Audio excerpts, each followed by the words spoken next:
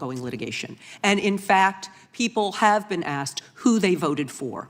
And in fact, you are running an FBI for the President of the United States rather than the people of the United States, because my questions were not hypotheticals.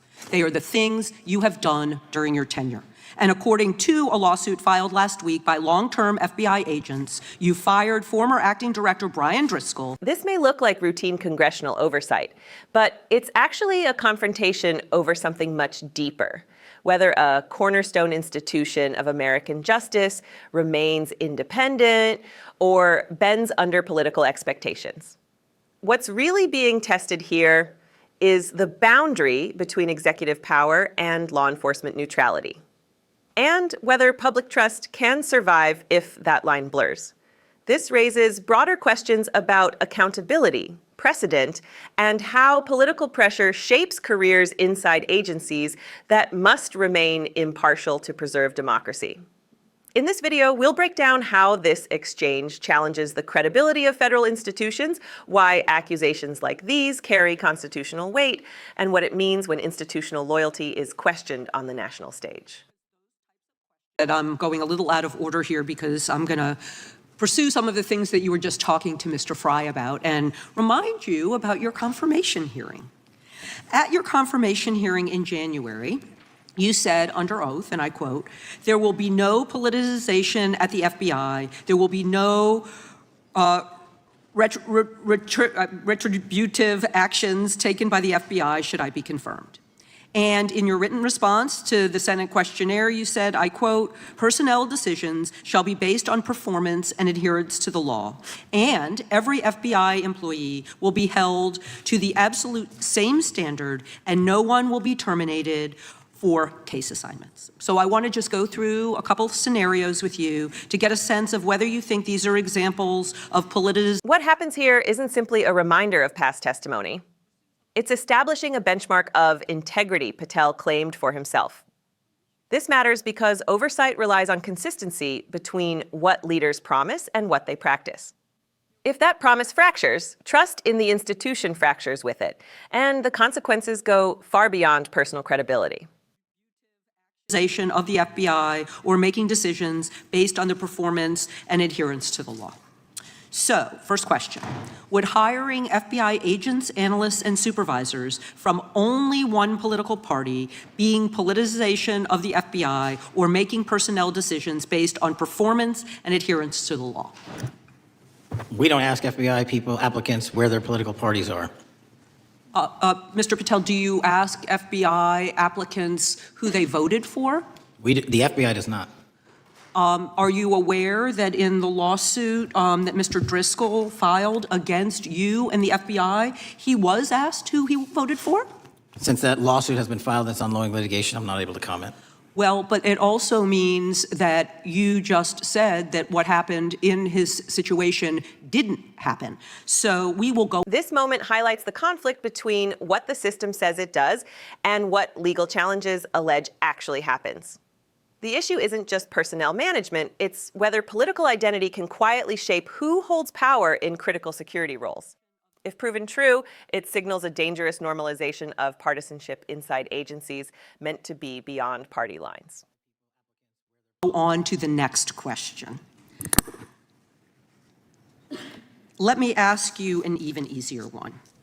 Does firing agents for working on the cases that they were assigned to and that the president didn't like, is that politicization of the FBI or making personnel decisions based on performance and adherence to the law? The FBI doesn't terminate anyone based on case assignments alone. Has the FBI ever been sued by somebody who felt that they were terminated based on case assignments? In the entire history of the FBI, I'm sure they have. No, since your tenure. I'm sure there's ongoing litigation. Yes. In fact, there is ongoing litigation. And in fact, people have been asked who they voted for. This is where the hearing shifts from theoretical oversight to alleged real-world consequences. The stakes rise because these aren't claims about policy direction. They're claims about lives, careers, and the signal sent to every agent watching.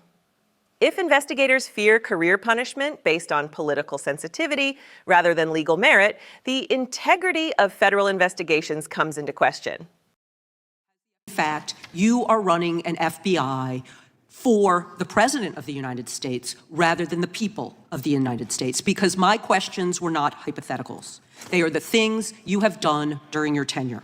And according to a lawsuit filed last week by long-term FBI agents, you fired former acting director Brian Driscoll. He had served with the Bureau for nearly 20 years, earned a Medal of Honor, Medal of Valor for bravery during the dangerous ISIS raid, and had a wealth of crisis response experience and led the FBI's Critical Incident Response Group.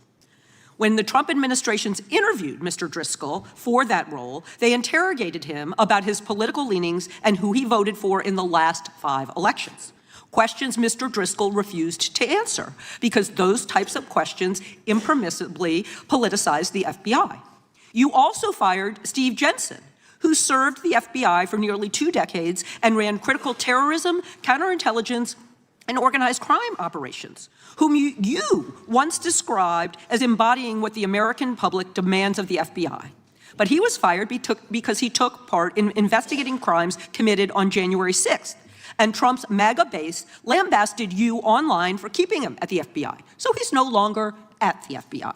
You also fired a decorated combat veteran with decades of experience in the Bureau, Special Agent Walter Jardia, because he worked on the investigation into the Russian interference in the 2016 presidential election and helped investigate Trump's ally, Peter Navarro.